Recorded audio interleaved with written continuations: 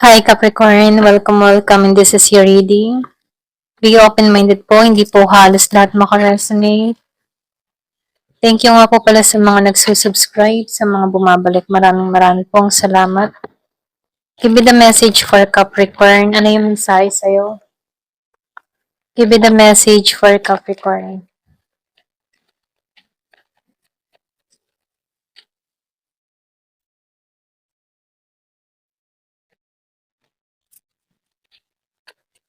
Give me the message for Capricorn.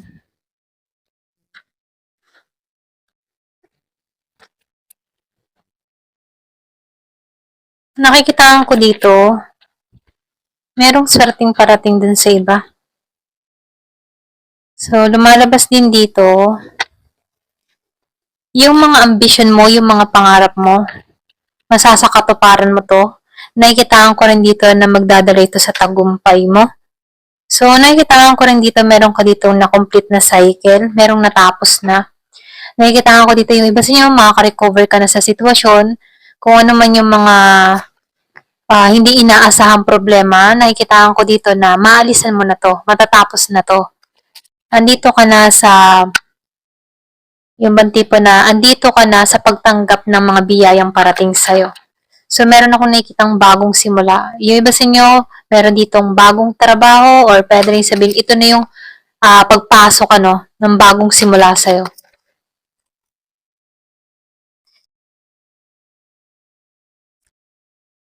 So, lumalabas din dito, no? Ikaw yung tipo ng tao na grounded ka, patient ka, kapag meron kang mga ninanais, andun yung pasensya mo. Hindi ka nagmamadali, alam mo sa sarili mo na merong kanya-kanyang oras kung paano or kung kailan marireceive to mga biyayang parating. So, nakikitaan ko dito, naniniwala ka na may darating at darating sa'yo. Andun yung patient mo. So, nakikitaan ko dito na meron dito kang marireceive, okay? So, dito ka papunta. Paglago. Paglago ng iyong kabuhayan. Meron akong nakikita dito nakatingin sa'yo, nakasubaybay. Yung iba sa inyo meron ditong tao na yung bang inaalam kung ano yung sekreto mo, inaalam kung anong pinagkakaabalahan mo.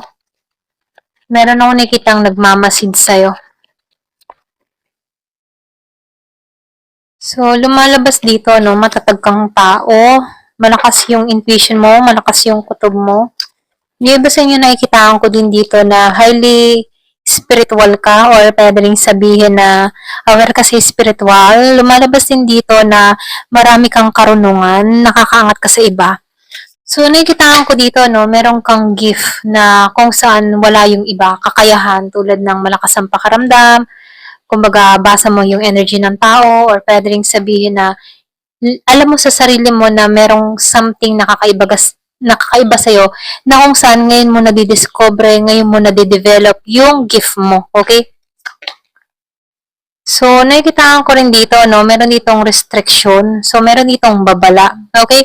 Pero ganun pa man, kung ano man tong mga problema or tong mga babala, nakikitaan ko dito na maalisan mo to. So, sinasabihan ka lang dito na panatilihin mo maging positive, kahit may mga dumarating sa'yo na mga pagsubok, positive lang. Kasi, malalampasan mo kasi to dito, okay? Maalisan mo to dito sa Eight of Swords Reverse. So, lumalabas dito na matatanggalan mo kung ano man yung mga problema na dumating sa'yo. Kumbaga, dumadaan lang yan, pero maalisan mo yan.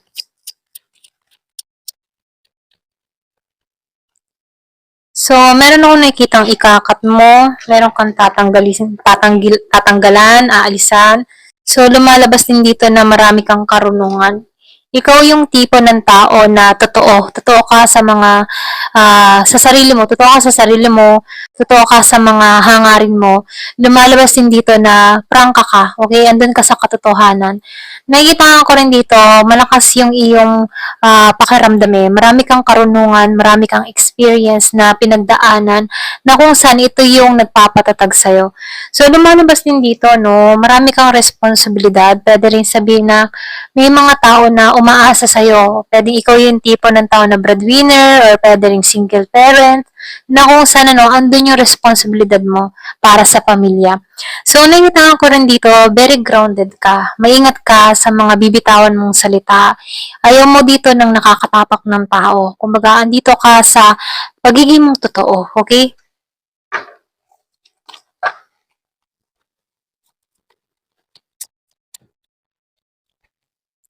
So, meron ditong success na parating. Yung iba sa inyo, meron ako nakikitang recognition. Kung meron kang mga ginagawa, proyekto, plano sa social media, meron ako nakikitang pagkilala sa mga ginagawa mo. Kumbaga, merong tagumpay na hatid, okay? May pagkilala na mangyayari sa'yo. May tagumpay na maghihintay sa'yo. Kung umaasam ka dito na sana magtagumpay din ako, sana makilala din ako. So, lumalabas dito na parating to, magtatagumpay ka rito. Nakikita ko rin dito na marami kang mga pinagdaanan, no? Meron din dito ang conflict na nangyari sa'yo. Meron kang sariling laban na kung saan nakikita ko dito na hanggang ngayon nananatili ka pa rin matatag sa mga inilalaban mo. So, nakikita ko dito yung problema na dumarating sa'yo. Nakikita ko dito na nasusolusyonan mo to, okay? So, yan ba sa inyo, meron ako nakikitang nakaaway ka or pwede rin nakatampuhan, konting conflict, mga ganyan, no? So, nakikitaan ko dito na ito din yung dahilan kung bakit may pag-iwas kang ginagawa dito. Yung iba sa inyo, no, meron kang iniiwasang tao.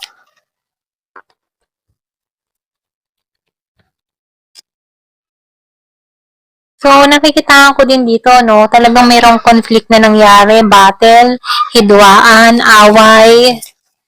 So, meron ditong kaguluhan. So, lumabas ang 555, limang 5, ano.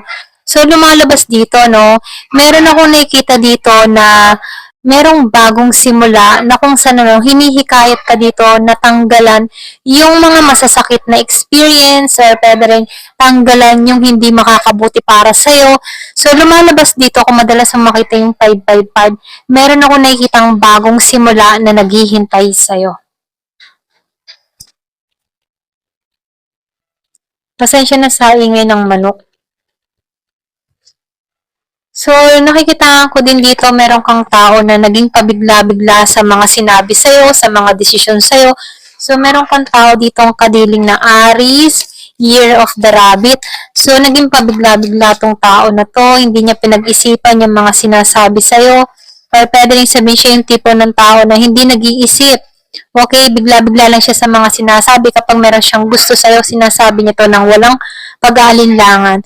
So, nakikita ko din dito, no, manalig ka, meron ako nakikitang parating na pera. Okay, kung umangasam ka ng pera, umangasam ka ng malaking pagbabago, merong parating. So, sinasabihan ka dito na manalig.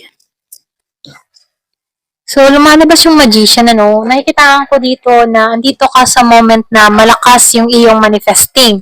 So, kung ikaw man ay merong hinihiling dito, merong kang gusto na pagbabago, makakamit mo tong pagbabago na to. Sinasabihan ka lang dito na maging klaro ka sa iyong mga iniisip. Sinasabihan ka rin dito na huwag ka basta-basta mag-isip ng mga kung ano-ano kasi ma-attract mo to. So, sinasabihan ka dito, once na meron kang gusto, iklaro mo yung vision mo, iklaro mo yung nais mo kasi ma-attract mo to palapit sa'yo. Give me the message. Ano pa yung mensahe?